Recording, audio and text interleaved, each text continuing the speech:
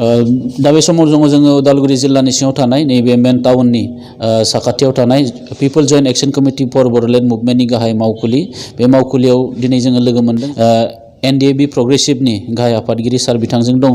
आथिखालाव सोलिबाय थानाय जि बर' बिजोंखौ लानानै जोंनि खुंथायाव थानाय माखासे दैदेनगिरिफोर आरो जोंनि बर'नि माखासे दैदेनगिरिफोरनि गेजेराव माखासे दान्थे बिदान्थे रादाब बे रादाबनि सायाव जोंनि रायजो राजाफ्रा दासिमबो एसे गोनो गोथो जानानै दङ। एनडिएबि प्रग्रेसिभनिफ्राय बे आयदानि सायाव मा स्थिति लानानै रायजोफोरनो खौरां होनो सानदों।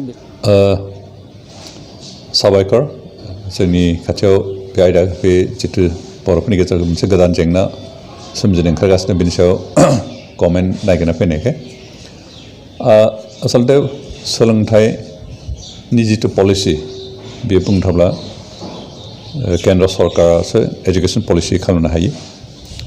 बेनिफ्राय ओरैनो उइदिन स्टेटआबो मोनफा मोनफा एजुकेशन पलिसि बानायनानै लानो हायो गावनि स्टेटनि थाखाय।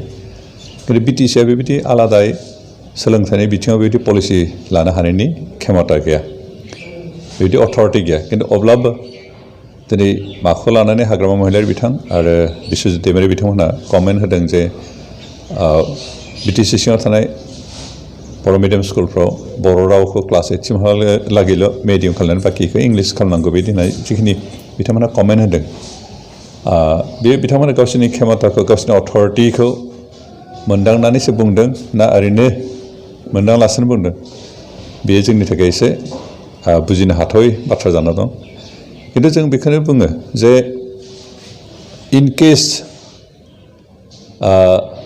बिथांमोनहा गावनि जबरदस्त गोहोखौ बाहायनानै बिटिसि ओनसोलाव बर' मिडियामखौ क्लास 8हालागैल' खालामनानै बाखि इंलिस मिडियाम खालामनो नाजायोबा बेयो जातिनि थाखाय बर' हारिनि थाखाय एसे मोजां जानाय नङा। आरो बे हाबाफारिखौ जोंनि आफादनिफ्राय अपोज खालामगोन आरो अपोज खालामनानै अन्तत बर' जातिनि रोखा सिनायथिनि जि मोनसे गोहोम खुन्था बर' राव बेखौ जौगाहोनाय फेहेरहोनाय बोस्रांनायाव जोंनिफ्राय जेसेबां हायो मदद होगोन। बेखे इतिमধ্যে बर' रावा PhD लेभेलहालागै फरायजाखानाय जाबाय आरो दिनै बुहुमाव बर'खौ बर' जाति हिसाबै सिनायथि मोननायानो बर' रावनि थाखायसो। जोंनि खुगानिफ्राय बर' रावा गोमालांनायमोनबा जोंनि जातियाबो गोमालांगौमोन। दा जायहा जोंनि सिनायथिनि मोनसे गोगोम खुन्थिया बेखौनो गोदना सेथेनो नागिरनाय बे हाबाफारिखौ जों खुनु दिन गनायनो हानाय नङा।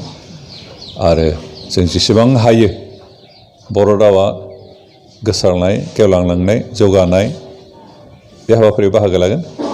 आरो बेखौ जौगाहोनोबा जों सोलोंथाइयाव अन्तत PhD लेभेलहालागै दाथ' जोंनि बर' थुनलाइ आफाद आरो दुलाराय बर' फरायसा आफादनिफ्राय नाजानानै बर' रावखौ 12हालागै लांनायनि बर' मिडियामखौ 12 क्लासहालागै लांनायनि मोनसे लाहार फाहार खालामनानै स्टेट गभर्नमेन्टबो इतिमধ্যে बेखौ गनायबाय। बेबायदि समावनो जुदि दिनै बिटिसि सरकारनि दैदेनगिरिफ्रा खालि क्लास 8 सिमहालागैल' बर' मिडियाम जानांगौ होनना बुङोब्ला बेयो जोंनि जातिखौ आरो हाखराव खोख्लैहोनाय जागोन, जोंनि जातिनि सिनायथिखौ सेवहांगार खालामनाय जागोन आरो जों बेखौ खुनु दिन गनायनो हानाय नङा।